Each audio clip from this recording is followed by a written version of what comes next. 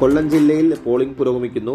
ജില്ലയിൽ 41.14% പോളിംഗ് രേഖപ്പെടുത്തിക്കുന്നു. ഉച്ചയ്ക്ക് 12:30 വരെയുള്ള തെരഞ്ഞെടുപ്പ് കമ്മീഷന്റെ കണക്ക് പ്രകാരമാണ് 41.14% പോളിംഗ് രേഖപ്പെടുത്തിയിരിക്കുന്നത്. കോർപ്പറേഷൻ പരിധിയിൽ നോക്കുകയാണെങ്കിൽ 33.28% പോളിംഗ് രേഖപ്പെടുത്തി. നഗരസഭ ബേസ് നോക്കുകയാണെങ്കിൽ പരൂർ നഗരസഭ 40.79%, പുനലൂർ നഗരസഭ 37.96, കരുനാഗപ്പള്ളി നഗരസഭ 39.08, കൊട്ടാരക്കര നഗരസഭ 42.16% പോളിംഗ് രേഖപ്പെടുത്തിയാണ്.